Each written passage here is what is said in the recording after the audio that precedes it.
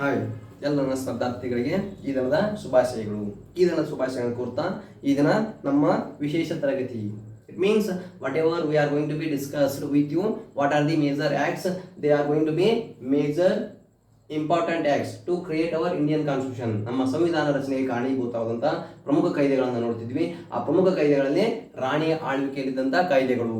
It means when there was a crown rule came into being. ಯಾವಾಗ ರಾಣಿಯ ಆಳ್ವಿಕೆ ನಡೆದಿತ್ತು ಅಂದ್ರೆ 1858ರಿಂದ ಭಾರತದಲ್ಲಿ ರಾಣಿಯ ನೇರ ಆಳ್ವಿಕೆ ಪ್ರಾರಂಭವಾಯಿತು. ಆ ನೇರ ಆಳ್ವಿಕೆಯ ಸಂಭವಿಸಿದ ಪ್ರಮುಖ ಕಾಯ್ದೆಗಳನ್ನು ನೋಡ್ತಿದ್ವಿ. ಈ ಪ್ರಮುಖ ಕಾಯ್ದೆಗಳು ಭಾರತ ಸಂವಿಧಾನ ರಚನೆಗೆ ಕಾರಣೀಭೂತವಾಗಿದ್ದವು. ಹಾಗಾಗಿ ಪ್ರಮುಖ ಕಾಯ್ದೆಗಳು ಯಾವ್ಯಾವ್ರಿ? 1858ರ ಭಾರತ ಸರ್ಕಾರ ಕಾಯ್ದೆ ಆಗಿರ್ಬೋದು, 1861ರ ಇಂಡಿಯನ್ ಕೌನ್ಸಿಲ್ ಕಾಯ್ದೆ ಆಗಿರ್ಬೋದು, 1892ರ ಕಾಯ್ದೆ ಆಗಿರ್ಬೋದು, ನೆಕ್ಸ್ಟ್ 1919ರ ಮಂಟೆಗೋ ಯಾವ್ದು ಪಾರ್ಲಿಮೆಂಟು ರಿಫಾರ್ಮ್ಸ್ ಆಕ್ಟ್, 1919ರ ಮಂಟೆಗೋ ಚೇಮ್ಸ್ಫರ್ಡ್ ಕಾಯ್ದೆ ಆಗಿರ್ಬೋದು, 1935ರ ಭಾರತ ಸರ್ಕಾರ ಕಾಯ್ದೆ ಆಗಿರ್ಬೋದು. ನೆಕ್ಸ್ಟ್ ಈ ಎಲ್ಲ ಕಾಯ್ದೆಗಳು ಭಾರತ ಸಂವಿಧಾನ ರಚನೆಗೆ ಕೆಲವಿಷ್ಟು ಮೌಲ್ಯಗಳನ್ನು ಅವು ಕೂಡ ಮಾಡಿದವು. ಹಾಗಾಗಿ ಆ ಎಲ್ಲ ಕಾಯ್ದೆಗಳನ್ನ ಚರ್ಚೆ ಮಾಡ್ತಿದ್ವಿ. ಅವು ಅಷ್ಟೇ ಅಲ್ಲದೆ 1940ರಲ್ಲಿ ಬಂದಂತಹ ಆಗಸ್ಟ್ ಆಫರ್ ಆಗಿರ್ಬೋದು, ನೆಕ್ಸ್ಟ್ 1942ರಲ್ಲಿ ಬಂದಂತಹ ಕ್ರೀಪ್ಸ್ ಆಯೋಗ ಆಗಿರ್ಬೋದು, ನೆಕ್ಸ್ಟ್ ವೆವೆಲ್ ಆಯೋಗ ಆಗಿರ್ಬೋದು. ಇವಾಗ ಯಾವ್ದು ನೋಡಿ 1946ರಲ್ಲಿ ಜಾರಿಗೆ ಬರುವಂತಹ ಕ್ಯಾಬಿನೆಟ್ ಆಯೋಗ ಅಥವಾ ಸಂವಿಧಾನ ರಚನೆಗೆ ಸಂಬಂಧಿಸಿದ ಪ್ರಮುಖ ಆಯೋಗಗಳು. What are the major ideas they are going to be given by these commissions. ಈ ಆಯೋಗಗಳು ನಮ್ಮ ಸಂವಿಧಾನ ರಚನೆಗೆ ಹೇಗೆ ಕಾರಣ ಆದವು, ಆ ಆಯೋಗದಲ್ಲಿ ಆ ಪ್ರಮುಖ ಆಯೋಗಗಳಲ್ಲಿ ಕೊಟ್ಟಂತ ಮಾಹಿತಿ ಏನೈತಿ, ಎದಕ್ಕೆ ಸಂವಿಧಾನದ ರಚನೆಗೆ. ಓಕೆ, ಈ ಕ್ಯಾಬಿನೆಟ್ ಆಯೋಗ ಯಾವಾಗ ಬಂತು ಭಾರತಕ್ಕೆ? 1946ರಲ್ಲಿ ಭಾರತಕ್ಕೆ ಬಂತು. ಭಾರತಕ್ಕೆ ಬಂದಾಗ ಇದಕ್ಕಿಂತ ಮೊದಲನೇ ಹಲವು ಕಾಯ್ದೆಗಳು ಬಂದಿದ್ದು, ಹಲವು ಆಯೋಗಗಳು ಬಂದವು. ಯಾವ್ಯಾವ ಬಂದಿರಲಿ? ಕ್ಯಾಬಿನೆಟ್ ಆಯೋಗ ಆಗಿರ್ಬೋದು, ನೆಕ್ಸ್ಟ್ ಕ್ಲೈಮೇಟ್ ಅಡ್ಲಿ ಜಾರಿಗೆ ತರ್ತಾರೆ. ಯಾವುದ್ರಲ್ಲಿ? ಈ ಕ್ಯಾಬಿನೆಟ್ ಆಯೋಗವನ್ನ.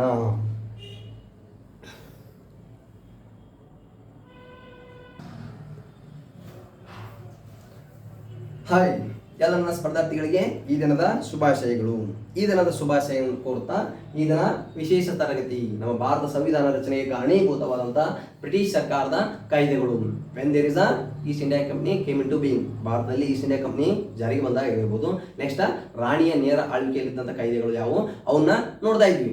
ಈ ಎಲ್ಲ ಕಾಯ್ದೆಗಳು ಪ್ರಮುಖವಾದಂಥ ತಮ್ಮದೇ ಆದಂಥ ಕೊಡುಗೆಯನ್ನ ನಮ್ಮ ಭಾರತ ಸಂವಿಧಾನ ರಚನೆಗೆ ಕಾರಣೀಭೂತವಾದಂತಹ ಅಂಶಗಳನ್ನ ಕೂಡ ಮಾಡಿದವು. ಹಾಗಾಗಿ ಭಾರತದಲ್ಲಿ ನೇರ ಆಳ್ವಿಕೆ when there were crown rule came into being in the year of 1858, 1858ರಿಂದ 1947ರವರೆಗೆ ರಾಣಿಯ ನೇರ ಆಳ್ವಿಕೆ ಪ್ರಾರಂಭವಾಯಿತು. ಎಲ್ಲಿ? ಭಾರತದಲ್ಲಿ. ಈ ರಾಣಿ ನೇರ ಆಳ್ವಿಕೆಯಲ್ಲಿ 1861ರ ಕಾಯ್ದೆ ಆಗಿರ್ಬೋದು, 1892ರ ಕಾಯ್ದೆ ಆಗಿರ್ಬೋದು, ನೆಕ್ಸ್ಟ್ 1919ರ ಕಾಯ್ದೆ ಆಗಿರ್ಬೋದು, 1909ರ ಕಾಯ್ದೆ ಆಗಿರ್ಬೋದು, 1927ರ ಸೈಮನ್ ಆಯೋಗ ಆಗಿರ್ಬೋದು, ಅಥವಾ 1935ರ ಭಾರತ ಸರ್ಕಾರ ಕಾಯ್ದೆ, 1940ರ ಆಗಸ್ಟ್ ಕೊಡುಗೆ ಆಗಿರ್ಬೋದು, ನೆಕ್ಸ್ಟ್ 1942ರ ಕ್ರೀಪ್ಸ್ ಆಯೋಗ ಆಗಿರ್ಬೋದು, ನೆಕ್ಸ್ಟ್ 1945ರ ಯಾವುದೇ ಲಾಸ್ಟ್ ಕ್ಲಾಸ್ ನೋಡಿದ್ರಲ್ಲ ವೆವೆಲ್ ಪ್ಲಾನ್, ವೆವೆಲ್ ಯೋಜನೆ ಆಗಿರ್ಬೋದು. ಪ್ರಸ್ತುತ ಕ್ಯಾಬಿನೆಟ್ ಆಯೋಗ 1946 ಮಾರ್ಚ್ರಿಂದ ಎಲ್ಲಿವರೆಗೆ ಇರ್ತೈತಿ? ಮೇವರೆಗೆ ಭಾರತದಲ್ಲಿ ಇರ್ತೈತಿ. ಈ ಆಯೋಗ ಕೊಟ್ಟಂತ ಪ್ರಮುಖ ಅಂಶಗಳು ಏನು? ಈ ಕ್ಯಾಬಿನೆಟ್ ಆಯೋಗ ನಮ್ಮ ಭಾರತಕ್ಕೆ 1946ರಲ್ಲಿ ಬಂತು. ಆಗ ಯಾರು? ಬ್ರಿಟನ್ನ ಪ್ರಧಾನಮಂತ್ರಿ, ಬ್ರಿಟನ್ನ ಪ್ರಧಾನಿ ಯಾರಿಗಿದ್ರು? ಕ್ಲೈಮೇಟ್ ಆಟ್ಲೆ ನೇತೃತ್ವದಲ್ಲಿ ಭಾರತಕ್ಕೆ ಬರ್ತೈತಿ. ಆ ಕ್ಲೈಮೇಟ್ ಆಟ್ಲೆ ಅವರ ನೇತೃತ್ವದ ಸರ್ಕಾರ ಯಾವುದ್ರೆ ಲೇಬರ್ ಪಾರ್ಟಿ ಅವರ ಸರ್ಕಾರ ಇರ್ತೈತಿ. ಈ ಆಯೋಗವನ್ನ ಭಾರತಕ್ಕೆ ಕಳಿಸ್ತೈತಿ. ಈ ಬ್ರಿಟನ್ ಸಂಸತ್ತು 3 ಜನ ಮಂತ್ರಿಗಳೊಂಡ ಆಯೋಗ ಯಾವುದಾಗಿರ್ತೈತಿ? ಈ ಕ್ಯಾಬಿನೆಟ್ ಆಯೋಗ ಆಗಿರ್ತೈತಿ. ಇದರ ಅಧ್ಯಕ್ಷತೆಯನ್ನು ವಹಿಸಿದಂತ ಪ್ರಮುಖ ವ್ಯಕ್ತಿ ಯಾರಾಗಿರ್ತಾರೆ? ಲಾರ್ಡ್ ಫೆಥಿಕ್ ಲಾರೆನ್ಸ್ ಅವರು ಇದರ ಅಧ್ಯಕ್ಷತೆ ವಹಿಸಿರ್ತಾರೆ. ಯಾರೇ ಅಧ್ಯಕ್ಷತೆ ರೀ? ಅಧ್ಯಕ್ಷತೆ ವಹಿಸಿದಂತ ವ್ಯಕ್ತಿ ಲಾರ್ಡ್ ಫೆಥಿಕ್ ಲಾರೆನ್ಸ್ ಇವರು ಇದರ ಅಧ್ಯಕ್ಷತೆ, ಕ್ಯಾಬಿನೆಟ್ ಆಯೋಗದ ಅಧ್ಯಕ್ಷತೆಯನ್ನು ವಹಿಸಿರ್ತಾರೆ. ನೆಕ್ಸ್ಟ್ ಸ್ಟಾಫರ್ಡ್ ಕ್ರೀಪ್ಸ್ ಆಗಿರ್ಬೋದು, ನೆಕ್ಸ್ಟ್ ಎ.ವಿ. ಅಲೆಕ್ಸಾಂಡರ್ ಅವರನ್ನು ಒಳಗೊಂಡಂತ ಸಮಿತಿ ಆಯೋಗ ನಮ್ಮ ಭಾರತಕ್ಕೆ ಬರ್ತೈತಿ. ಹಾಗಾಗಿ ಇದರ ಪ್ರಮುಖ ಶಿಫಾರಸುಗಳು ಏನದವು ಅನ್ನೋದನ್ನ ನೋಡೋಣ. ಓಕೆ, ಮೊದಲನೇದಾಗಿ ಏನಾಗುತ್ತೆ ಅಲ್ಲಿ? ಈ ಆಯೋಗದ ಪ್ರಮುಖ ಶಿಫಾರಸು ಬ್ರಿಟಿಷ್ ಭಾರತ ಮತ್ತು ದೇಶೀಯ ಸಂಸ್ಥಾನಗಳಿಂದ ಕೂಡಿದ ಭಾರತದ ಒಕ್ಕೂಟವನ್ನು ರಚಿಸತಕ್ಕದ್ದು ಎಂದು ಶಿಫಾರಸು ಮಾಡಿತು. ಏನಾಗತ್ತಲ್ಲಿ? ಬ್ರಿಟಿಷ್ ಭಾರತ ಅಂದ್ರ ಭಾರತದಲ್ಲಿರುವಂತಹ ಬ್ರಿಟಿಷರ ಪ್ರಾಂತ್ಯಗಳಿಂದ ಮತ್ತು ದೇಶೀಯ ಸಂಸ್ಥಾನಗಳು, ಭಾರತದಲ್ಲಿರುವಂತಹ ದೇಶೀಯ ಸಂಸ್ಥಾನಗಳು ಯಾವುದು, ಜುನಾಗಢ ಸಂಸ್ಥಾನ ಆಗಿರ್ಬೋದು, ಜಮ್ಮು ಕಾಶ್ಮೀರ ಆಗಿರ್ಬೋದು, ಹೌದಾ ಹೈದರಾಬಾದ್ ಸಂಸ್ಥಾನ ಆಗಿರ್ಬೋದು, ಹಿಂಗ ಬ್ರಿಟಿಷ್ ಭಾರತ ಅಂದ್ರೆ ಭಾರತದಲ್ಲಿರುವಂತಹ ಬ್ರಿಟಿಷ್ ಪ್ರಾಂತ್ಯಗಳು ಆಗಿರ್ಬೋದು ಮತ್ತು ದೇಶೀಯ ಸಂಸ್ಥಾನಗಳಿಂದ ಕೂಡಿದ ಭಾರತದ ಒಕ್ಕೂಟವನ್ನು ರಚಿಸತಕ್ಕದ್ದು. ಅಂದ್ರೆ ಭಾರತದಲ್ಲಿ ಒಕ್ಕೂಟ ವ್ಯವಸ್ಥೆ ಇರಬೇಕು. It means there is a central government, ಅದು ಬ್ರಿಟಿಷ್ ಭಾರತ ಬ್ರಿಟನ್ ಸರ್ಕಾರದ ಅಧಿಕಾರ ಹೊಂದಿರುವಂತಹ ಪ್ರಾಂತ್ಯಗಳು ಇರಬೇಕು, ದೇಶೀಯ ಸಂಸ್ಥಾನಗಳಿಂದ ಕೂಡಿರಬೇಕು. ಆ ರೀತಿ ಅಧಿಕಾರ ಇರಬೇಕು ಅಂತ ಶಿಫಾರಸು ಮಾಡಿತು ಅಂತ ಹೇಳಕತ್ತೇನೆ. ಓಕೆ, ನೆಕ್ಸ್ಟ್ ಒನ್, ಪ್ರತ್ಯೇಕ ಪಾಕಿಸ್ತಾನದ ಬೇಡಿಕೆಯನ್ನು ತಿರಸ್ಕರಿಸಿತು. ಯಾವ್ದ್ರಿ ಆಯೋಗ ಏನ್ ಮಾಡ್ತದೆ ನೆಕ್ಸ್ಟ್ ಅಲ್ಲಿ ಸ್ವತಂತ್ರ ಪಾಕಿಸ್ತಾನದ ಬೇಡಿಕೆಯನ್ನ ಮಾಡ್ತಾರೆ ಲಾರ್ಡ್ ಮೌಂಟ್ ಬ್ಯಾಟನ್ ಅವರು. ಈ ಪ್ರತ್ಯೇಕ ಪಾಕಿಸ್ತಾನದ ಬೇಡಿಕೆಯನ್ನ ಈ ಕ್ಯಾಬಿನೆಟ್ ಆಯೋಗ ತಿರಸ್ಕರಿಸಿತು ಅಂತ ಹೇಳಕತ್ತಾರೆ. ಈ ಸ್ವತಂತ್ರ ಪಾಕಿಸ್ತಾನದ ಬೇಡಿಕೆಯನ್ನ ಈ ಲಾರ್ಡ್ ಮೌಂಟ್ ಬ್ಯಾಟನ್ ಅವರು ಪ್ರಸ್ತುತಪಡಿಸಿದಾಗ ಅದನ್ನ ಈ ಆಯೋಗ ಏನ್ ಮಾಡಿಸ್ತಾರ, ರದ್ದುಪಡಿಸ್ತಾರ, ಅಂದ್ರೆ ಅದನ್ನ ಅಂತ್ಯಗೊಳಿಸ್ತಾರ, ಅದನ್ನ ಸ್ವೀಕರಿಸುವುದಿಲ್ಲ, ತಿರಸ್ಕಾರ ಮಾಡ್ತಾರ ಅಂತ ಹೇಳಕತ್ತಾರೆ. ಅಂಡ್ ನೆಕ್ಸ್ಟ್ ಒನ್, ಭಾರತದ ರಾಜ್ಯಗಳ ಮೇಲೆ ಬ್ರಿಟಿಷ್ ಸಾರ್ವಭೌಮತ್ವ ಅಂತ್ಯಗೊಳ್ಳಬೇಕೆಂದು ಶಿಫಾರಸು. ಏನ್ರಿ ಸಾರ್ವಭೌಮತ್ವ, ಸಾವರಿನ್ ಬಾಡಿ ಅಂತ ಹೇಳಕತ್ತಾರೆ. ಏನಾಗತ್ತಲ್ಲಿ ಭಾರತ ರಾಜ್ಯಗಳ ಮೇಲೆ ಬ್ರಿಟನ್ ಸರ್ಕಾರದ ಸಾರ್ವಭೌಮತ್ವ ಅಂತ್ಯಗೊಳ್ಳಬೇಕೆಂದು ಶಿಫಾರಸು. ಫಸ್ಟ್, ಸಾರ್ವಭೌಮತ್ವ ಅಧಿಕಾರ ಅಂದ್ರ ಏನು ಅಂದ್ರ ರಾಷ್ಟ್ರದ ಸರ್ವೋಚ್ಚ ಅಧಿಕಾರ. ಅಂದ್ರೆ ಭಾರತದಲ್ಲಿರುವಂತಹ ರಾಷ್ಟ್ರದ ಸರ್ವೋಚ್ಚ ಅಧಿಕಾರ ಅನ್ಯ ರಾಷ್ಟ್ರಗಳಿಂದ ಅಧಿಕಾರ ನಡೀತಿರ್ತೈತಿ. ಹಾಗಾಗಿ ಅದನ್ನ ತೆಗಿಬೇಕು ಅನ್ನೋ ಉದ್ದೇಶವನ್ನ ಈ ಆಯೋಗ, ಯಾವ್ದ್ರಿ ಕ್ಯಾಬಿನೆಟ್ ಆಯೋಗ, ಅದು ಯಾರ ಅಧ್ಯಕ್ಷತೆಯಲ್ಲಿ ಲಾರೆನ್ಸ್ ಅವರ ಅಧ್ಯಕ್ಷತೆಯಲ್ಲಿ ಬಂದಂತ ಆಯೋಗ ಇದನ್ನ ಸಾರ್ವಭೌಮತ್ವವನ್ನ ಅಂತ್ಯಗೊಳಿಸಬೇಕೆಂದು ಶಿಫಾರಸು ಮಾಡಿತು. ಎಲ್ಲಿ ಭಾರತದಲ್ಲಿ. ಅದಕ್ಕೆ ಏನಾಗುತ್ತೆ, ಭಾರತ ರಾಜ್ಯಗಳ ಮೇಲೆ ಬ್ರಿಟನ್ ಸರ್ಕಾರದ ಸಾರ್ವಭೌಮತ್ವ. It means those who are the Indians they have the sovereign power. ಸಾರ್ವಭೌಮತ್ವ ಅಧಿಕಾರ ಇಲ್ಲಿ ಭಾರತ ಐತಿ, ಭಾರತೀಯರೇ ಸಾರ್ವಭೌಮತ್ವ ಅಧಿಕಾರ ಇರಲಿ, ಅವರ ಪ್ರಮುಖ ಅಧಿಕಾರ, ಅವರ ಪ್ರಮುಖ ಚಟುವಟಿಕೆ ಅವರಿಂದ ಕೈಗೊಳ್ಳಲಿ. ಹಂಗಾಗಿ ಇದನ್ನ ಅವರು ಏನ್ ಮಾಡಿದ್ರು ಅಂತ ಹೇಳಕತ್ತಾಗ ತಿರಸ್ಕಾರ ಮಾಡಿದ್ರು. ಈ ಸಂಪೂರ್ಣ ಸ್ವಾತಂತ್ರ್ಯದ ಪರಿಕಲ್ಪನೆಯನ್ನ ಕೊಟ್ಟರು ಅಂತ ಹೇಳಕತ್ತಾನೆ. ಏನಾಗತ್ತಾರೆ ಕಾಯ್ದೆ ಮುಖಾಂತರ ಸಂಪೂರ್ಣ ಸ್ವಾತಂತ್ರ್ಯದ ಪರಿಕಲ್ಪನೆ. It means they have power to do any acts or any rules by our Indian. ಅದಕ್ಕೆ ಅವ್ರು ಹೇಳಕತ್ತಲ್ಲಿ ಭಾರತ ರಾಜ್ಯಗಳ ಮೇಲೆ ಬ್ರಿಟಿಷ್ ಸಾರ್ವಭೌಮತ್ವ ಅಂದ್ರೆ ಬ್ರಿಟಿಷರ ಅಧೀನ ಅಧಿಕಾರ ಏನಿತ್ತಲ್ಲ, ಮೇಜರ್ ಅಧಿಕಾರ ಏನಿತ್ತಲ್ಲ, ಅದನ್ನ ಅಂತ್ಯಗೊಳಿಸಬೇಕಂತಂದು ಶಿಫಾರಸು ಈ ಆಯೋಗ ಮಾಡಿತು ಅಂತ ಹೇಳಕತ್ತಾರೆ. ಅಂಡ್ ನೆಕ್ಸ್ಟ್ ಒನ್ ಯಾವ್ದು ಹೇಳಕತ್ತಾರಲ್ಲಿ, ದೇಶದ ಸಂವಿಧಾನ ರಚಿಸಲು ಸಂವಿಧಾನ ರಚನೆ ಸಭೆ ಸ್ಥಾಪಿಸಬೇಕು. It means formation of committee of Indian constitution. ಭಾರತದಲ್ಲಿ ಸಂವಿಧಾನ ರಚನೆ ಆಗಬೇಕಾಗಿತ್ತು ಅಂತಂದ್ರೆ ಸಂವಿಧಾನ ರಚನಾ ಸಭೆ ಸ್ಥಾಪಿಸಬೇಕು. ಅಲ್ಲದೆ ಸದಸ್ಯರನ್ನು ಹಲವು ಪ್ರಾಂತ್ಯಗಳ ವಿಧಾನಸಭೆಗಳಿಂದ 10 ಲಕ್ಷ ಜನಸಂಖ್ಯೆಗೆ ಒಬ್ಬ ಪ್ರತಿನಿಧಿಯನ್ನು ಆಯ್ಕೆ ಮಾಡಬೇಕು. ಓಕೆ, ಸಂವಿಧಾನ ರಚನೆ ಮಾಡಬೇಕಂತ ಬಯಸಿರಿ. Okay, you are getted to be create Indian constitution to rule India in well manner. That's why there is a necessity of ಯಾವ್ದ್ರಿ ಫಾರ್ಮೇಶನ್ ಆಫ್ ಇಂಡಿಯನ್ ಕಾನ್ಸ್ಟಿಟ್ಯೂಷನ್. ಸಂವಿಧಾನ ರಚನೆ ಸಭೆ ಬೇಕು. ಆ ಸಂವಿಧಾನ ರಚನೆ ಸಭೆ ಆಗಬೇಕಾಗಿತ್ತು ಅಂತಂದ್ರ ಆ ಸಂವಿಧಾನ ರಚನೆ ಸಭೆಗೆ ಹೆಂಗ ಆಯ್ಕೆ ಮಾಡಬೇಕಂತ ಹಲವು ಪ್ರಾಂತ್ಯಗಳು, it may be Madras or it may be ಯಾವ್ದ್ರಿ Mumbai or it may be west Bengal, it may be Junagadh or it may be north eastern states, ಎಲ್ಲಾ ಪ್ರಾಂತ್ಯಗಳು ಆ ಎಲ್ಲಾ ಪ್ರಾಂತ್ಯಗಳ ವಿಧಾನಸಭೆಗಳಿಂದ 10 ಲಕ್ಷ ಜನಸಂಖ್ಯೆಗೆ ಒಬ್ಬ ಪ್ರತಿನಿಧಿಯಿಂದ ಆಯ್ಕೆ ಮಾಡ್ಕೋಬೇಕು. ಅವರಿಂದ ನಮ್ಮ ಭಾರತ ಸಂವಿಧಾನ ರಚನಾ ಸಭೆ ಸ್ಥಾಪಿಸಬೇಕು. It means the whole and sole activity already going in India. ಭಾರತದಲ್ಲಿ 1934ರಿಂದಲೇ ಏನ್ರಿ MN ರಾಯ್ ಅವರ ನೇತೃತ್ವದಲ್ಲಿ ಭಾರತದಲ್ಲಿ ಸಂವಿಧಾನ ರಚನಾ ಚಳವಳಿ ಪ್ರಾರಂಭವಾಗಿತ್ತು. ಹಾಗಾಗಿ ನೀವು ಸಂವಿಧಾನ ರಚನೆ ಮಾಡಬೇಕಾಗಿತ್ತು ಅಂತಂದ್ರೆ ಮೊದಲ ಸಂವಿಧಾನ ರಚನಾ ಸಭೆ ಸ್ಥಾಪನೆ ಆಗಬೇಕು ಅಂತ ಬಯಸ್ತಾರ. ಆ ಸಂವಿಧಾನ ರಚನಾ ಸಭೆ ಆಗಬೇಕಾಗಿತ್ತು ಅಂತಂದ್ರೆ ಎಲ್ಲಾ ಪ್ರಾಂತ್ಯಗಳಲ್ಲಿ ಒಬ್ಬೊಬ್ರು 10 ಲಕ್ಷ ಜನಸಂಖ್ಯೆಗೆ ಒಬ್ಬರನ್ನ ಆಯ್ಕೆ ಮಾಡ್ಬೇಕಂತ ಹೇಳ್ತಾರ. This is also one more important ಏನ್ರಿ ರೂಲ್ಸ್ ಅಂಡ್ ರೆಗ್ಯುಲೇಷನ್ಸ್ ಅಂದ್ರೆ ಶಿಫಾರಸು ಅಂತ ಹೇಳಾಗುತ್ತೆ. ಇದು ಕೂಡ ಒಂದು. ನೆಕ್ಸ್ಟ್, ಪ್ರಾಂತ್ಯಗಳಿಂದ ಪ್ರತಿನಿಧಿಸುವ ಏನಾಗುತ್ತೆ ನೆಕ್ಸ್ಟ್ ಒನ್ನ, ಪ್ರಾಂತ್ಯಗಳಿಂದ ಪ್ರತಿನಿಧಿಸುವ ಪ್ರತಿನಿಧಿಗಳನ್ನ 3 ವರ್ಗಗಳಾಗಿ ವಿಂಗಡಿಸಲಾಯಿತು. It means there is a provincial representatives. ಭಾರತದಲ್ಲಿ ಪ್ರಾಂತ್ಯಗಳದವು, ಆ ಪ್ರಾಂತ್ಯಗಳಿಂದ ಪ್ರತಿನಿಧಿಸುವ ಪ್ರತಿನಿಧಿಗಳಾದ ಆ ಪ್ರತಿನಿಧಿಗಳನ್ನ 3 ವಿಭಾಗಗಳಾಗಿ ಶಿಫಾರಸು ಮಾಡಿತು. ಅಂದ್ರೆ ಅದನ್ನ 3 ವಿಭಾಗ ಯಾವ್ದ್ರಿ A, B and C. ಆ 3 ವರ್ಗಗಳಾಗಿ ಶಿಫಾರಸು ಮಾಡ್ತಾರ. ಯಾವ್ದ್ರಿ ಒಂದೇದ್ದು A ಹಿಂದೂ ಪ್ರಾಬಲ್ಯ ಹೊಂದಿದ ಪ್ರಾಂತ್ಯಗಳು. ನೆಕ್ಸ್ಟ್ B ಮುಸ್ಲಿಂ ಪ್ರಾಬಲ್ಯ ಹೊಂದಿದ ಪ್ರಾಂತ್ಯಗಳು. ನೆಕ್ಸ್ಟ್ C ಗುಡ್ಡಗಾಡು ಪ್ರದೇಶಗಳು ಅಂದ್ರೆ ಈಶಾನ್ಯ ಪ್ರಾಂತ್ಯಗಳು, ನಾರ್ತ್ ಈಸ್ಟರ್ನ್ ಸ್ಟೇಟ್ಸ್ ಪ್ರೊವಿನ್ಸಸ್. ಈ 3 ರೀತಿಯಾಗಿ ಪ್ರಾಂತ್ಯಗಳಿಂದ ಪ್ರತಿನಿಧಿಸುವ ಪ್ರತಿನಿಧಿಗಳನ್ನ 3 ರೀತಿಯಾಗಿ ವರ್ಗೀಕರಿಸಿದ್ರು. ಅಂದ್ರ ಹಿಂದೂ ಪ್ರಾಬಲ್ಯ ಹೊಂದಿದ ಪ್ರಾಂತ್ಯಗಳು ಅಂದ್ರ ಯಾವುವು? ಅದು ಹಿಂದೂ ಪ್ರಾಬಲ್ಯ ಅಂದ್ರೆ ಯಾವ್ಯಾವ?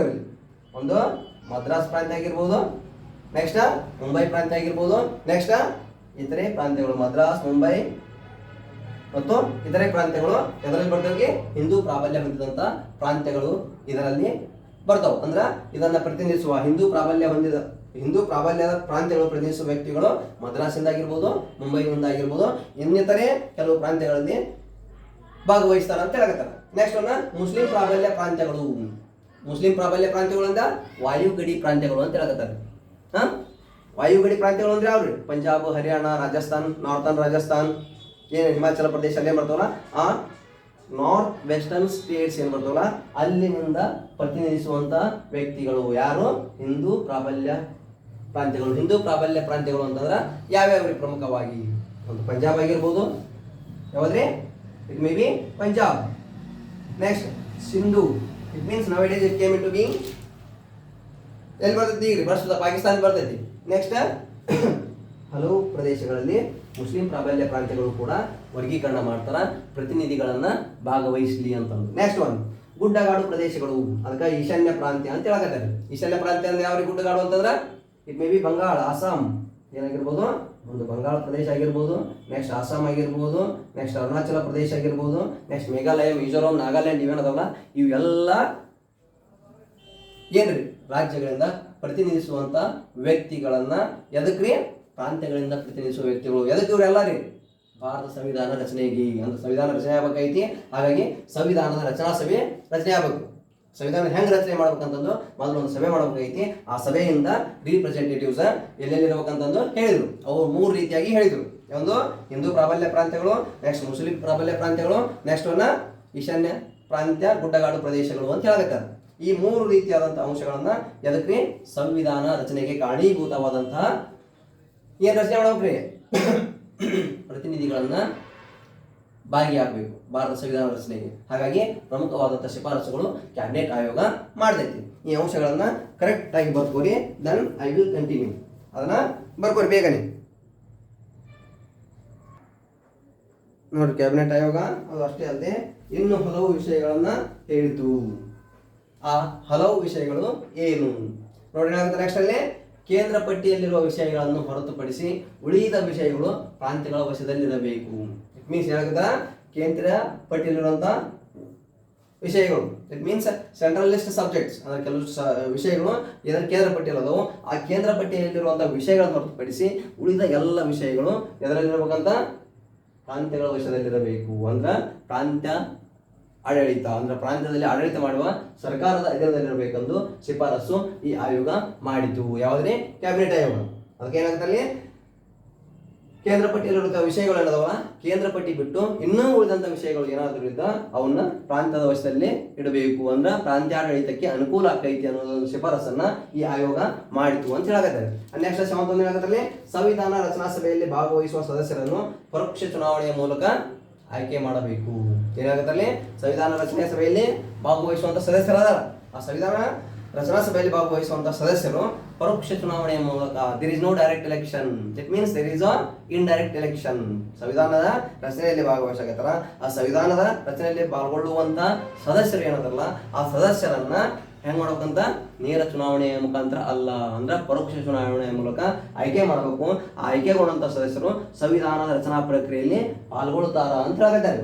ಅದಕ್ಕೆ ಪ್ರಮುಖವಾಗಿ ಈ ಅಂಶಗಳನ್ನ ನೆನಪಿಟ್ಕೋರಿ. It means these are the major important factors. ಕೇಂದ್ರ ಪಟ್ಟಿಯಲ್ಲಿ ವಿಷಯಗಳು ಆಗಿರ್ಬೋದು, ನೆಕ್ಸ್ಟ್ ಸಂವಿಧಾನ ರಚನಾ ಸಭೆಯಲ್ಲಿ ಏನೈತಲ್ಲ ಇದು ಪ್ರಮುಖವಾಗಿ ಅಲ್ಲಿ ಭಾಗವಹಿಸುವ ಸದಸ್ಯರು ಪರೋಕ್ಷ ಚುನಾವಣೆ, there is no direct election, there is a indirect election ಅಂತ ಹೇಳಕತ್ತಾರೆ. ನೆಕ್ಸ್ಟ್ ಹೊಸ ಸಂವಿಧಾನ ರಚನೆ ಆಗುವವರೆಗೆ ಆಡಳಿತ ನೋಡಿಕೊಳ್ಳೋದು ಮಧ್ಯಂತರ ಸರ್ಕಾರ ಅಥವಾ ತಾತ್ಕಾಲಿಕ ಸರ್ಕಾರವನ್ನು ಜಾರಿಗೊಳಿಸುವುದು. It means there is a interim government till to ಎಲ್ಲಿವರೆಗೆ ಅಂತ ಆಗತ್ತಾರೆ ಅವರು? ಹೊಸ ಸಂವಿಧಾನ ರಚನೆಯಾಗುವವರೆಗೆ. The new constitution came into being. ಹೊಸ ಸಂವಿಧಾನ ರಚನೆಯಾಗುವವರೆಗೆ, ರಚನೆಯಾಗಿ ಜಾರಿಗೆ ಬರುವವರೆಗೆ ಆಡಳಿತ ನೋಡಿಕೊಳ್ಳಕ ಮಧ್ಯಂತರ ಸರ್ಕಾರ, there is a interim government necessary. That's why they are getting to be given to start in India. ಅದಕ್ಕೆ ಹೊಸ ಸಂವಿಧಾನ ರಚನೆಯಾಗಿ ಅದು ಜಾರಿಗೆ ಬರಕ್ಕೆ ಇನ್ನೂ ಟೈಮ್ ತಗೋತೈತಿ. ಯಾಕ್ರಿ 1946ರಲ್ಲಿ ಜುಲೈನಲ್ಲಿ ಸಭೆ ಸೇರಿದಾರ ಸಂವಿಧಾನ ರಚನೆ ಆಗ್ಬೇಕಂತಂದು. ಬಟ್ 1946 ಜುಲೈನಲ್ಲಿ ಸಭೆ ಸೇರಿದ್ದು.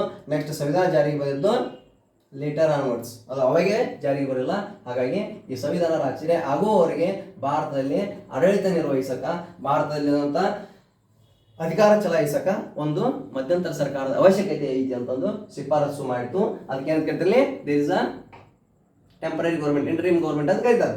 ನೆಕ್ಸ್ಟ್ ಒನ್, ತಾತ್ಕಾಲಿಕ ಸರ್ಕಾರದ ಅಧ್ಯಕ್ಷತೆಯನ್ನು ಯಾರು ವಹಿಸಬೇಕು? ಓಕೆ, ಸಂವಿಧಾನ ಜಾರಿಗೆ ಬಂದಿಲ್ಲ, ಸಂವಿಧಾನ ರಚನೆ ಮಾಡಕತ್ತೀವಿ. Still it has to be going on, it is a processing activity. ಸಂವಿಧಾನ ರಚನೆ ಮಾಡುವುದು, the formation of Indian constitution, it has been going in well manner to create as much as possible it acceptable manner to the citizens of India. ಭಾರತದಲ್ಲಿರುವಂಥ ನಾಗರಿಕರು ಸ್ವೀಕರಿಸುವ ಮಾರ್ಗದಲ್ಲಿ ಸಂವಿಧಾನ ರಚನೆ ಮಾಡಕತ್ತೀವಿ. But ಆ ಸಂವಿಧಾನ ರಚನೆ ಮಾಡುವವರಿಗೆ ಭಾರತದಲ್ಲಿ ಆಡಳಿತವನ್ನು ನಿಯಂತ್ರಿಸಕ ಪ್ರಮುಖವಾಗಿ ಚಟುವಟಿಕೆ ಕೈಗೊಳ್ಳಬೇಕಾಗ್ತೈತಿ. ಹಾಗಾಗಿ ಈ ತಾತ್ಕಾಲಿಕ ಸರ್ಕಾರದ ಅಧ್ಯಕ್ಷತೆಯನ್ನ ಯಾರು ವಹಿಸಿದ್ರಂತಿರಲಿ, ಲಾರ್ಡ್ ವೇವೆಲ್ ರವರು ವಹಿಸಿದರು. ಮತ್ತು ಉಪಾಧ್ಯಕ್ಷತೆಯನ್ನ ಜವಾಹರ್ಲಾಲ್ ನೆಹರು ಅವರು ವಹಿಸಿಕೊಂಡರು. ಮುಂದೆ ಭಾರತ ಸ್ವತಂತ್ರ ಸಿಕ್ಕಿಂದ ಭಾರತದ ಪ್ರಥಮ ಏನಂತಾರೆ, ಪ್ರಧಾನಮಂತ್ರಿಯೋ ರಾಷ್ಟ್ರಪತಿಯೋ, ಪ್ರಥಮ ಪ್ರಧಾನಮಂತ್ರಿಯಾಗಿ ಕೂಡ ಅಧಿಕಾರ ಚಲಾಯಿಸ್ತಾರ. ಯಾರೇ, ಜವಾಹರ್ಲಾಲ್ ನೆಹರು ಅಂದ್ರ ಮೋತಿಲಾಲ್ ನೆಹರು ಅವರ ಮಗ. ಓಕೆ, ನೆಕ್ಸ್ಟ್ ಒನ್, ಮಧ್ಯಂತರ ಅಥವಾ ತಾತ್ಕಾಲಿಕ ಸರ್ಕಾರದಲ್ಲಿ ಒಟ್ಟು 14 ಜನ. ಎಷ್ಟು ಜನ ಇದ್ರು ಅಂತಾರೆ ಮಧ್ಯಂತರ ಸರ್ಕಾರದಲ್ಲಿ? ಒಟ್ಟು 14 ಜನ ಸದಸ್ಯರಿರಬೇಕೆಂದು ತಿಳಿಸಿತು. ಈ 14 ಜನ ಇದ್ರು. ಈ 14 ಜನ ಯಾವ ಕಮ್ಯುನಿಟಿಗೆ ಸಂಬಂಧಿಸಿದ್ದರು? Okay, there are total 14 members in interim government. ಅಂದ್ರೆ ಈ ತಾತ್ಕಾಲಿಕ ಸರ್ಕಾರದಲ್ಲಿ 14 ಜನ ಇದ್ದರು. ಆ 14 ಜನ ಯಾವ್ಯಾವ ಕಮ್ಯುನಿಟಿಗೆ ಸೇರಿದ್ರು ಅಂತ ಹೇಳಕತ್ತಾರೆ. 6 ಜನ ಹಿಂದೂ ಸಮುದಾಯಕ್ಕೆ ಸೇರ್ಪಡೆಗೊಂಡಿದ್ದರು. ಅದಕ್ಕೆ ಏನಾಗತ್ತಲ್ಲಿ, ದೇರ್ ಇಸ್ ಅ 6 ಮೆಂಬರ್ಸ್. ಈ 6 ಜನ ಕಾಂಗ್ರೆಸ್ ಸಮುದಾಯದ ಸದಸ್ಯರಾಗಿದ್ದರು. ಇನ್ನೂ 5 ಜನ ಮುಸ್ಲಿಂ ಸಮುದಾಯದ ಸದಸ್ಯರಾಗಿದ್ದರು. ಇನ್ನೂ ಒಬ್ರು ಸಿಖ್ ಸಮುದಾಯದ ಸದಸ್ಯರಾಗಿದ್ದರು. ಇನ್ನೂ ಒಬ್ರು ಪಾರ್ಸಿ ಸಮುದಾಯದ, ಇನ್ನೂ ಒಬ್ರು ಕ್ರಿಶ್ಚಿಯನ್ ಸಮುದಾಯದ ವ್ಯಕ್ತಿಯಾಗಿದ್ದರು. ಇಷ್ಟು ಅಂಶಗಳು ಈ ನಮ್ಮ ಭಾರತದಲ್ಲಿ ಕ್ಯಾಬಿನೆಟ್ ಆಯೋಗದ ಶಿಫಾರಸುಗಳು ಅಂತ ತಿಳ್ಕೋಬೇಕು. These are the major mandatory rules and regulations made by cabinet commission in India when it has came into being. 1946ರಿಂದ 1946 ಮಾರ್ಚಿಂದ ಮೇವರೆಗೆ ಇರ್ತೈತಿ.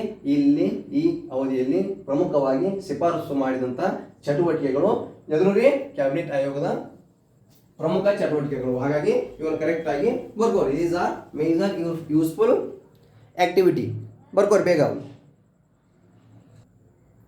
ಓಕೆ, ನೆಕ್ಸ್ಟ್ ಒಂದು ಏನಾಗುತ್ತಲ್ಲಿ, ಇಂಡಿಯನ್ ಇಂಡಿಪೆಂಡೆನ್ಸ್ ಆಕ್ಟ್ 1947.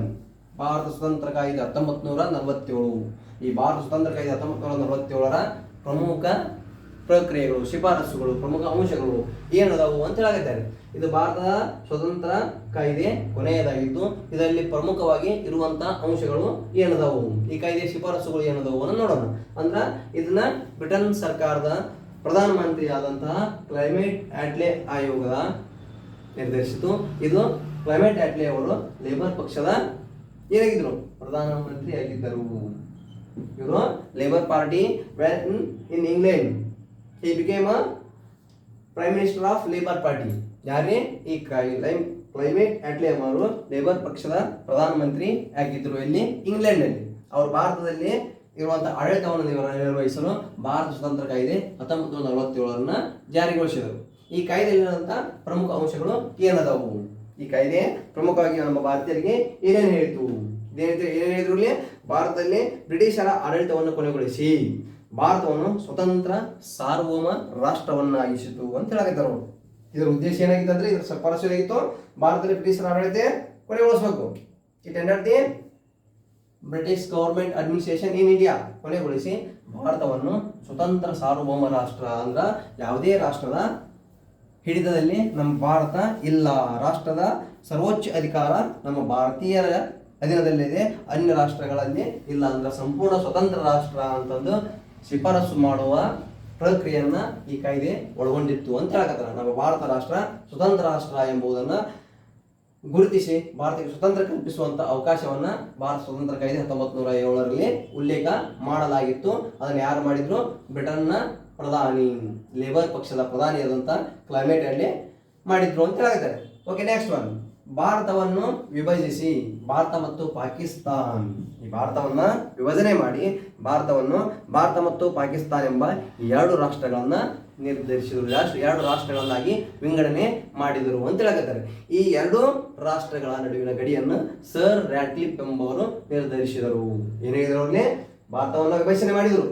ಭಾರತವನ್ನು ವಿಭಜನೆ ಮಾಡಿ ಆ ಭಾರತ ಮತ್ತು ಪಾಕಿಸ್ತಾನ ಅಂತಂದು ಎರಡು ಸ್ವತಂತ್ರ ರಾಷ್ಟ್ರಗಳನ್ನಾಗಿ ರಚನೆ ಮಾಡಿದರು. ಈ ಎರಡು ಸ್ವತಂತ್ರ ರಾಷ್ಟ್ರಗಳು ರಚನೆಯಾಗಿ ನೆಕ್ಸ್ಟ್ ಆ ರಾಷ್ಟ್ರಗಳ ನಡುವಿನ ಗಡಿಯನ್ನ ಯಾರು ನಿರ್ಧರಿಸಿದ್ರು ಅಂತ್ರಿ?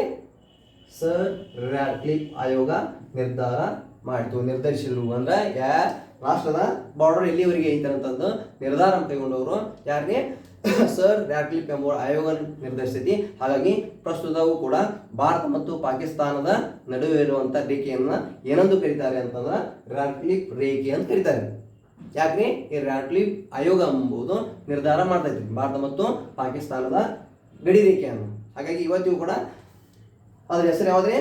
ಭಾರತ ಮತ್ತು ಪಾಕಿಸ್ತಾನದ ನಡುವಿನ ಗಡಿ ರೇಖೆ ರ್ಯಾಟ್ಕ್ಲಿಫ್ ರೇಖೆ ಅಂತ ಕರೀತಾರೆ. Okay, next one.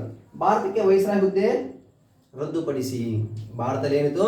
ವೈಸ್ರಾಯ್ ಹುದ್ದೆ ಇತ್ತು. ಆ ವೈಸ್ರಾಯ್ ಹುದ್ದೆ ರದ್ದುಪಡಿಸಿ ಭಾರತ ಪಾಕಿಸ್ತಾನ ಎರಡೂ ರಾಷ್ಟ್ರಗಳಿಗೆ ಗವರ್ನರ್ ಜನರಲ್ ಅನ್ನು ನೇಮಕ ಮಾಡಲಾಯಿತು. ಏನಾಗುತ್ತೆ ನೋಡ್ರಿ ಅಲ್ಲಿ. ನೆಕ್ಸ್ಟ್, ಭಾರತಕ್ಕೆ ವೈಸ್ರಾಯ್ ಹುದ್ದೆ ರದ್ದುಪಡಿಸಿ ಭಾರತ ಮತ್ತು ಪಾಕಿಸ್ತಾನ ಎರಡೂ ದೇಶಗಳಿಗೆ, ಅಂದ್ರ ಭಾರತ ಮತ್ತು ಪಾಕಿಸ್ತಾನ ಅಂತ ಎರಡು ರಾಷ್ಟ್ರಗಳ ರಚನೆ ಆದವು. ಈ ಎರಡೂ ದೇಶಗಳಿಗೆ ಗವರ್ನರ್ ಜನರಲ್ ಹುದ್ದೆಯನ್ನ ಯಾರ ಸಲಹೆ ಮೇರೆಗೆ? ಕ್ಯಾಬಿನೆಟ್ ಆಯೋಗದ ಸಲಹೆ ಮೇರೆಗೆ ನೇಮಕ ಮಾಡಲಾಯಿತು. ಓಕೆ, ಭಾರತದಲ್ಲಿ ಮೊದಲೇನಿತ್ತು? ವೈಸ್ರಾಯ್ ಹುದ್ದೆ ಇತ್ತು. ಯಾವಾಗ? Before to divide India and Pakistan, when it divided as a India and Pakistan. ಭಾರತದಲ್ಲಿ ಇಂಡಿಯಾ ಮತ್ತು ಪಾಕಿಸ್ತಾನ ಅಂತ ಯಾವಾಗ ವಿಭಜನೆ ಆದವು, ಆ ವಿಭಜನೆ ಆದ ನಂತರ ಭಾರತದಲ್ಲಿ ಗವರ್ನರ್ ಜನರಲ್ ಹುದ್ದೆ ಪ್ರಾರಂಭವಾಯಿತು. ಯಾವಾಗ್ರಿ? ವೈಸ್ರಾಯ್ ಹುದ್ದೆ ಹೋಗಿ ಅಂತ ಆಗುತ್ತೆ. ಆ ಗವರ್ನರ್ ಜನರಲ್ ಹುದ್ದೆಯು ಕೂಡ ಕ್ಯಾಬಿನೆಟ್ ಸಲಹೆ ಮೇರೆಗೆ ಭಾರತದಲ್ಲಿ ನೇಮಕ ಮಾಡಿದ್ರು ಅಂತ ಹೇಳಕತ್ತಾರೆ. ಯಾವಾದ್ರೆ ಇದು ಕೂಡ ಪ್ರಮುಖವಾದಂತ ಮೂರನೇ ಅಂಶ. Okay, next one. ಭಾರತದಲ್ಲಿ ಕೊನೆಯ ವೈಸ್ರಾಯ್ ಯಾರಾಗಿದ್ರು? ನೆಕ್ಸ್ಟ್ ಏನಾಗದ್ರಲ್ಲಿ? ಭಾರತದ ಕೊನೆಯ ವೈಸ್ರಾಯ್ ಮತ್ತು ಭಾರತದ ಪ್ರಥಮ ಗವರ್ನರ್ ಜನರಲ್ ಆಗಿ ಲಾರ್ಡ್ ಮೌಂಟ್ ಬ್ಯಾಟನ್ ಅವರು ಕಾರ್ಯನಿರ್ವಹಿಸಿದರು. ಏನಾಗದ್ರಲ್ಲಿ? ಭಾರತಕ್ಕೆ ಸ್ವತಂತ್ರ ಬಂದ ನಂತರ ಭಾರತದಲ್ಲಿ ಇನ್ನೂ ಕೊನೆಯ ವೈಸ್ರಾಯ್ ಆಗಿ ಯಾರಿದ್ದರು? Lord Mountbatten. ಅವರೇ ನೆಕ್ಸ್ಟ್ ಭಾರತ ಸ್ವತಂತ್ರಗೊಂಡ ನಂತರ ಭಾರತದ ಪ್ರಥಮ ಏನಾದ್ರು ಅಂತ ಹೇಳಕತ್ತಾರೆ ಅವರಲ್ಲಿ? ಗವರ್ನರ್ ಜನರಲ್ ಆಗಿ ಕಾರ್ಯನಿರ್ವಹಿಸಿದ್ರು ಅಂತ ಹೇಳಕತ್ತಾರೆ. ಅದಕ್ಕೆ ಸ್ವತಂತ್ರ ಭಾರತದ ಪ್ರಥಮ ಗವರ್ನರ್ ಜನರಲ್ ಅಂದ್ರ ಯಾರೇ? Lord Mount baton. Lord Mount baton ರವರು ಏನ್ ಮಾಡಿ ಕಾರ್ಯನಿರ್ವಹಿಸಿದ್ರು? ಸ್ವತಂತ್ರ ಭಾರತದ ಮೊದಲ ಗವರ್ನರ್ ಜನರಲ್ ಆಗಿ ಕಾರ್ಯನಿರ್ವಹಿಸಿದ್ರು. ಇದು ಕೂಡ ಶಿಫಾರಸು ಮಾಡಿದ್ದು ಯಾವುದೇ? ಸ್ವತಂತ್ರ ಕಾಯ್ದೆ, Indian independence act 1947. Okay, next one. ಹೊಸ ಸಂವಿಧಾನ ಜಾರಿಗೆ ಬರುವವರೆಗೆ ತಮ್ಮ ದೇಶಗಳಿಗೆ ಅವಶ್ಯವಾದ ಶಾಸನವನ್ನು ರಚಿಸುವ ಅಧಿಕಾರವನ್ನು ಸಂವಿಧಾನ ರಚನಾ ಸಭೆಗೆ ನೀಡಲಾಯಿತು. ಏನಾಗತ್ತಲ್ಲಿ? ಹೊಸ ಸಂವಿಧಾನ ರಚನೆ ಆಗಿಲ್ಲ, ಎರಡು ರಾಷ್ಟ್ರಗಳು ರಚನೆ ಆಗ್ಯಾವು. ಆ ಎರಡೂ ರಾಷ್ಟ್ರಗಳಿಗೆ ಸಂವಿಧಾನ ರಚನೆ ಆಗಿಲ್ಲ. ಹಾಗಾಗಿ ಆ ಎರಡೂ ರಾಷ್ಟ್ರಗಳು ಏನ್ ಮಾಡಬೇಕಾಗುತ್ತದೆ? ತಮ್ಮ ದೇಶಗಳಿಗೆ ಅವಶ್ಯವಾದ ಶಾಸನಗಳನ್ನು ರಚಿಸುವ ಅಧಿಕಾರವನ್ನು ಸಂವಿಧಾನ ರಚನಾ ಸಭೆ, ಇಟ್ ಮೀನ್ಸ್ ಯಾರಿಗೆ ಕೊಟ್ಟರಂತ ಹೇಳಾಕತ್ರಲ್ಲಿ? ಸಂವಿಧಾನ ರಚನಾ ಸಭೆ ಅಂತ ಏನೈತಿ? ಈ ಸಂವಿಧಾನ ರಚನಾ ಸಭೆ ಏನೈತಿಲ್ಲ, ಆ ಸಂವಿಧಾನ ರಚನಾ ಸಭೆ ಶಾಸನಗಳನ್ನ ರೂಪಿಸುವ ಅಧಿಕಾರವನ್ನ ಹೊಂದಿತ್ತು. ಎಲ್ಲಿವರೆಗೆ? ಭಾರತದಲ್ಲಿ ಹೊಸ ಸಂವಿಧಾನ ಜಾರಿಗೆ ಬರುವವರೆಗೆ. ಸಂವಿಧಾನದಲ್ಲಿ ಹೊಸ ಕಾನೂನುಯುಕ್ತ ನೀತಿ ನಿಯಮಗಳನ್ನು ಒಳಗೊಂಡಂತ ಸಂವಿಧಾನ ಜಾರಿಗೆ ಬರುವವರೆಗೆ ಆ ದೇಶಗಳಿಗೆ ಸಂವಿಧಾನ ರಚನಾ ಸಮಿತಿ ಏನ್ ಮಾಡಿದಂತಂದ್ರೆ ಕಾನೂನು ಕಟ್ಟಳೆಗಳನ್ನ ನಿರ್ಧರಿಸುತ್ತಿತ್ತು, ಅಧಿಕಾರವನ್ನ ಚಲಾಯಿಸುತ್ತಿತ್ತು, ಶಾಸನಾತ್ಮಕವಾಗಿ ಶಾಸನಗಳ ಮುಖಾಂತರ ನಿರ್ವಹಣೆ ಮಾಡ್ತಿತ್ತು ಅಂತ ಹೇಳಕತ್ತಾರೆ ಅವರು. Okay, next one. ಭಾರತ ದೇಶೀಯ ಸಂಸ್ಥಾನಗಳಿಗೆ ಭಾರತದ ಒಕ್ಕೂಟಕ್ಕೆ ಅಥವಾ ಪಾಕಿಸ್ತಾನಕ್ಕೆ ಸೇರುವ ಅಥವಾ ಎರಡಕ್ಕೂ ಸೇರದೆ ಸ್ವತಂತ್ರವಾಗಿ ಉಳಿಯುವ ಅವಕಾಶ ಕಲ್ಪಿಸಲಾಯಿತು. ಏನಾಗತ್ತಲ್ಲಿ? ಹೊಸ ಭಾರತದಲ್ಲಿ ಸ್ವತಂತ್ರವಾಗಿದ್ದ ರಾಷ್ಟ್ರ, ಈ ಭಾರತ ಸ್ವತಂತ್ರ ಆದರೂ ಕೂಡ ಭಾರತದ ದೇಶೀಯ ಸಂಸ್ಥಾನಗಳು ಅಂತದವು. ಈ ಭಾರತದ ದೇಶೀಯ ಸಂಸ್ಥಾನಗಳು ಭಾರತದ ಒಕ್ಕೂಟಕ್ಕಾದರೂ ಸೇರಬಹುದು ಅಥವಾ ಪಾಕಿಸ್ತಾನದ ಒಕ್ಕೂಟಕ್ಕಾದರೂ ಸೇರಬಹುದು ಅಥವಾ ಎರಡೂ ಒಕ್ಕೂಟಗಳಿಗೆ ಸೇರದೆ ಸ್ವತಂತ್ರವಾಗಿ ಉಳಿಯುವ ಅವಕಾಶವನ್ನು ಕೂಡ ಈ ಭಾರತದ ಸರ್ಕಾರ ಕಾಯ್ದೆ ಅಂದ್ರೆ ಭಾರತ ಸ್ವತಂತ್ರ ಕಾಯ್ದೆ ಇಂಡಿಯನ್ ಇಂಡಿಪೆಂಡೆನ್ಸ್ ಆಕ್ಟ್ 1947 ಅವಕಾಶ ಒದಗಿಸಿಕೊಡ್ತು. It becomes interest to join India, then they are try to join India, or it becomes interest to join Pakistan, they are try to join Pakistan, otherwise they became independent. ಸ್ವತಂತ್ರವಾಗಿ ಇರಬೇಕಂತ ಬಯಸಿದ್ರು ಕೂಡ ಸ್ವತಂತ್ರವಾಗಿ ಇರುವ ಅವಕಾಶವನ್ನ ಈ ಕಾಯ್ದೆ ಕಲ್ಪಿಸ್ತೈತಿ. ಹಾಗಾಗಿ ಇದು ಕೆಲವಷ್ಟು ದ್ವಂದ್ವಗಳನ್ನ ಕ್ರಿಯೇಟ್ ಮಾಡ್ತೈತಿ. ಅದಕ್ಕೆ ಏನಾಗತ್ತಲ್ಲಿ ಭಾರತ ದೇಶೀಯ ಸಂಸ್ಥಾನಗಳಿಗೆ ಭಾರತದ ಒಕ್ಕೂಟಕ್ಕೆ ಅಥವಾ ಪಾಕಿಸ್ತಾನದ ಒಕ್ಕೂಟಕ್ಕೆ ಸೇರುವ ಅಥವಾ ಎರಡಕ್ಕೂ ಸೇರದೆ ಸ್ವತಂತ್ರವಾಗಿ ಉಳಿಯುವ ಅವಕಾಶ ನೀಡಲಾಯಿತು. ಹಾಗಾಗಿ ಜಮ್ಮು ಕಾಶ್ಮೀರ ಆಗಿರ್ಬೋದು, ಜುನಾಗಢ ಸಂಸ್ಥಾನ ಆಗಿರ್ಬೋದು, ಹೈದರಾಬಾದ್ ಸಂಸ್ಥಾನ ಆಗಿರ್ಬೋದು, ಕೆಲವಿಷ್ಟು ಪ್ರಾಂತ್ಯಗಳು ಸ್ವತಂತ್ರವಾಗಿ ಉಳಿಯುವ ತಮ್ಮ ಬಯಕೆಗಳನ್ನ ವ್ಯಕ್ತಪಡಿಸ್ತಾವು. ಹಾಗಾಗಿ ಸ್ವತಂತ್ರ ಸಿಕ್ಕ ನಂತರ ಕೆಲವಿಷ್ಟು ವರ್ಷಗಳವರೆಗೆ ಈ ಪ್ರಾಂತ್ಯಗಳು ಸ್ವತಂತ್ರವಾಗಿ ಭಾರತದಲ್ಲಿ ಆಡಳಿತವನ್ನು ನಿರ್ವಹಿಸ್ತಾವು. ನೆಕ್ಸ್ಟ್ ಸರ್ದಾರ್ ವಲ್ಲಭಾಯಿ ಪಟೇಲ್ ಅವರು, ಭಾರತದ ಉಕ್ಕಿನ ಮನುಷ್ಯ ಅಂತ ಏನು ಕರೀತಾರಲ್ಲ, ಅವರು ಕೆಲವಿಷ್ಟು ಚಟುವಟಿಕೆಗಳ ಮುಖಾಂತರ ಆ ಸಂಸ್ಥಾನಗಳನ್ನ ಭಾರತದ ಒಕ್ಕೂಟಕ್ಕೆ ಸೇರ್ಪಡೆ ಮಾಡ್ಕೋತಾರ. This is also one more important information by this act. ಈ ಕಾಯ್ದೆ ಮುಖಾಂತರ ಇದು ಕೂಡ ಒಂದು ಪ್ರಮುಖವಾದಂಥ ಅಂಶ ಅಂತ ಹೇಳಬೇಕು. ಈ ಎಲ್ಲ ಅಂಶಗಳು ಭಾರತದ ಸ್ವತಂತ್ರ ಕಾಯ್ದೆ 1947ರಲ್ಲಿ ಇದ್ದಂಥ ಅಂಶಗಳು. ಇದು ಅಷ್ಟೇ ಅಲ್ಲದೆ ಇನ್ನೂ ಏನೇನಿದ್ದು ರೀ, ಈ ಹೊಸ ಸಂವಿಧಾನ ರಚನೆಯಾಗುವವರೆಗೆ ಎರಡು ಒಕ್ಕೂಟಗಳು ಅಥವಾ ಪ್ರಾಂತ್ಯಗಳ ಆಡಳಿತವನ್ನು ಭಾರತ ಸರ್ಕಾರ ಕಾಯ್ದೆ 1935ರ ಅನ್ವಯ ನಿರ್ವಹಿಸಬೇಕು. ಓಕೆ, ಭಾರತದಲ್ಲಿ ಆಲ್ರೆಡಿ ಈ ಕಾಯ್ದೆ ಜಾರಿಗೆ ಐತಿ, ಸಂವಿಧಾನ ಜಾರಿಗೆ ಬಂದಿಲ್ಲ. ಸಂವಿಧಾನ ಜಾರಿಗೆ ಬರುವವರೆಗೆ ಏನು ಮಾಡ್ಬೋದು ಅಂದ್ರೆ ಹೊಸ ಸಂವಿಧಾನ ರಚನೆಯಾಗುವವರೆಗೆ ಎರಡು ಒಕ್ಕೂಟಗಳಾಗಿರ್ಬೋದು ಅಥವಾ ಪ್ರಾಂತ್ಯಗಳ ಆಡಳಿತವನ್ನ ಭಾರತ ಸರ್ಕಾರ ಕಾಯ್ದೆ 1935 ಇಂಡಿಯನ್ ಗೌರ್ಮೆಂಟ್ ಆಕ್ಟ್ 1935 ಅಂತ ಏನೈತಲ್ಲ, ಆ ಕಾಯ್ದೆ ಅನ್ವಯ ಭಾರತದಲ್ಲಿ ಆಗಿರ್ಬೋದು ಅಥವಾ ಪಾಕಿಸ್ತಾನದಲ್ಲಿ ಆಗಿರ್ಬೋದು ಕೆಲವಿಷ್ಟು ಆಡಳಿತಾತ್ಮಕ ಚಟುವಟಿಕೆಗಳನ್ನ ನಿರ್ವಹಿಸಬೇಕು ಅಂತಂದು ಪ್ರಕ್ರಿಯೆಗಳನ್ನ ಜಾರಿಗೆ ತಂದರು ಅಂತ ಹೇಳಕತ್ತಾರೆ. ನೆಕ್ಸ್ಟ್, ಕೆಲವು ಮಸೂದೆಗಳನ್ನು ಅನುಮೋದನೆಗಾಗಿ ಕಾಯ್ದಿರಿಸುವ ಅಧಿಕಾರವನ್ನು ಭಾರತ ಗವರ್ನರ್ ಜನರಲ್ಗೆ ನೀಡಲಾಯಿತು. ಏನ್ರಿ, ಭಾರತ ಸ್ವತಂತ್ರ ಕಾಯ್ದೆ 1947 ಐತಲ್ಲ, ಈ ಕಾಯ್ದೆ ಮುಖಾಂತರ ಕೆಲವು ಮಸೂದೆಗಳು ಕಾಯ್ದೆಯಾಗಿ ಜಾರಿಗೆ ಬರಬೇಕು. It means the bill become on act. Earlier it become a bill. When it is necessary to become an act. Bill ಇದ್ದದ್ದು ಕಾಯ್ದೆ ಆಗಬೇಕು. ಈ ಮಸೂದೆ ಇದ್ದದ್ದು ಕಾಯ್ದೆ ಆಗ್ಬೇಕಾಗಿತ್ತು ಅಂತಂದ್ರೆ ಯಾರು ಒಪ್ಪಿಗೆ ಅವಶ್ಯಕ ಅಂತ ಹೇಳಕತ್ತ, ಭಾರತದ ಗವರ್ನರ್ ಜನರಲ್ಗೆ ಒಪ್ಪಿಗೆ ಅವಶ್ಯಕ. ಹಾಗಾಗಿ ಅವರ ಅನುಮೋದನೆಗಾಗಿ ಕಾಯ್ದಿರಿಸುವ ಪ್ರಮುಖ ಚಟುವಟಿಕೆ ಏನ್ರಿ, ಭಾರತ ಸಂವಿಧಾನದಲ್ಲಿ ಸೇರ್ಪಡೆ ಮಾಡಿದ್ರು ಅಂತ ಹೇಳಕತ್ತಾರೆ. ಓಕೆ, ನೆಕ್ಸ್ಟ್ ಒನ್, ಅದಕ್ಕೆ ಅವ್ರು ಇನ್ನೊಂದು ಏನಂತ ಕೇಳ್ಬೇಕು, ವಿಟೋ ಅಧಿಕಾರ ಅಂತ ಹೇಳಕತ್ತಾರೆ. Suspensive veto, pocket veto and next one absolute veto ಅಂತ 3 ತರಹದಂತ ವಿಟೋ ಪವರ್ ನಮ್ಮ ಭಾರತ ಸಂವಿಧಾನದಲ್ಲಿ ಸೇರ್ಪಡೆ ಮಾಡ್ಯಾರ. ಈ ಪ್ರಸ್ತುತ ನಮ್ಮ ಭಾರತದ ರಾಷ್ಟ್ರಪತಿಯ ಅಧೀನದಲ್ಲಿ ಈ ವಿಟೋ ಅಧಿಕಾರಗಳದವು. ಅವಾಗ ಈ ಗವರ್ನರ್ ಜನರಲ್ಗೆ ವಹಿಸಿದ್ರು ಈ ಕಾಯ್ದೆ ಮುಖಾಂತರ ಅಂತ ಹೇಳ್ಬೋದು. ನೋಡೋದು ಅಷ್ಟೇ. ಮುಂದುವರೆದ ಏನಾಗುತ್ತೆ, ಭಾರತೀಯ ಕಾರ್ಯದರ್ಶಿಯಿಂದ ನಾಗರಿಕ ಸೇವೆಗಳ ನೇಮಕಾತಿ. It means Indian civil service they are created, they are done by the secretary of India. ಭಾರತದಲ್ಲಿರುವಂತಹ ಕಾರ್ಯದರ್ಶಿಯಿಂದ ನಾಗರಿಕ ಸೇವೆಗಳು ನಡೆಯುತ್ತಿದ್ದು ಆ ನೇಮಕಾತಿ ಪ್ರಕ್ರಿಯೆಯನ್ನ ಸ್ಥಗಿತಗೊಳಿಸಲಾಯಿತು ಅಂತ ಹೇಳಕತ್ತಾರೆ. ಮೊದಲ ಈ ಸ್ವತಂತ್ರ ಸಿಗುವುದಕ್ಕಿಂತ ಮುಂಚೆ ಭಾರತದಲ್ಲಿ ಕಾರ್ಯದರ್ಶಿ ಅಂತಿದಲ್ಲ, ಆ ಕಾರ್ಯದರ್ಶಿ ಈ ಚಟುವಟಿಕೆಗಳನ್ನು ನಿರ್ವಹಿಸುತ್ತಿದ್ರು. ಯಾರಂದ್ರಿ, ಭಾರತದಲ್ಲಿರುವಂತಹ ನಾಗರಿಕ ಸೇವೆಗಳಿಗೆ ನೇಮಕಾತಿ ಮಾಡುವಂತ ಪ್ರಕ್ರಿಯೆ ಜಾರಿಗಿತ್ತು. ಅದನ್ನು ಕೂಡ ಮುಕ್ತಾಯಗೊಳಿಸಿದ್ರು. ಯಾವುದರ ಮುಖಾಂತರ, ಈ ಭಾರತ ಸರ್ಕಾರ ಕಾಯ್ದೆ 1947ರ ಮುಖಾಂತರ ಅಂತ ಹೇಳ್ಬೋದು. ನೋಡ್ರಿ, ಇವೆಲ್ಲ ಪ್ರಮುಖವಾಗಿ ನಮ್ಮ ಭಾರತ ಸಂವಿಧಾನ ರಚನೆಗೆ ಕಾರಣೀಭೂತವಾದಂಥ ಬ್ರಿಟಿಷ್ ಸರ್ಕಾರದ ಕಾಯ್ದೆಗಳು. ಇದು ಭಾರತ ಸಂವಿಧಾನಾತ್ಮಕವಾಗಿ ಬ್ರಿಟಿಷ್ ಸರ್ಕಾರದ ಕೊನೆಯ ಕಾಯ್ದೆ ಅಂತ ಹೇಳ್ಬೋದು. ಅದಕ್ಕಾಗಿ ಏನಾಗುತ್ತೆ, ಹೊಸ ಸಂವಿಧಾನ ರಚನೆಯಾಗುವವರೆಗೆ ಎರಡು ಒಕ್ಕೂಟಗಳ ಅಥವಾ ಪ್ರಾಂತ್ಯಗಳ ಆಡಳಿತವನ್ನ ಭಾರತ ಸರ್ಕಾರ ಕಾಯ್ದೆ 1935ರ ಅನ್ವಯ ನಡೆಸಲು ಅವಕಾಶ ನೀಡಲಾಯಿತು. ಆಲ್ರೆಡಿ ಹೇಳಿದ್ವಿ.